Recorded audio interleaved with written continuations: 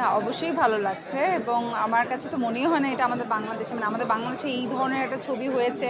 এটা আমার মনে হয় আমাদের সবারই ভালো লাগার একটা বিষয়। কারণ আমরা অনেক দিন ধরে ওয়েট করছি এই টাইপের একটা ডিফারেন্ট লুকে শাকিব ভাইকে যেন দেখতে পাই।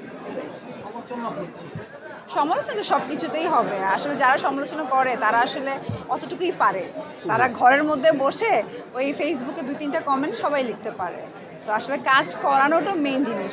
এটা আসলে আমরা যারাই ইন্ডাস্ট্রিতে কাজ করি সবাইকে নিয়েই যে ভালো কাজ করবে তাকে নিয়েই সমালোচনা হবে। এটা খুবই নরমাল জিনিস। তো আমি এটাকে আসলে কেয়ার করি না।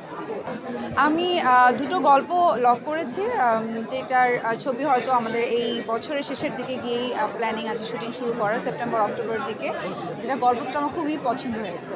সো খুব শীঘ্রই আবার নতুন ছবি শুটিংয়ে ঢুকবো।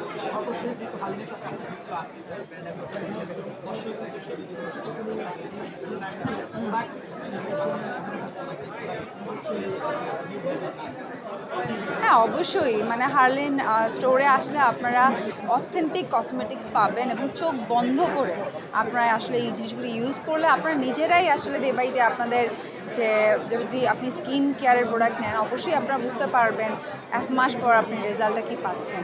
তো সেটাই বলবো, চোখ বন্ধ করে আপনারা হার্লিন স্টোরের সাথে এটা জানি না, এটা তো ডিপেন্ড করছে।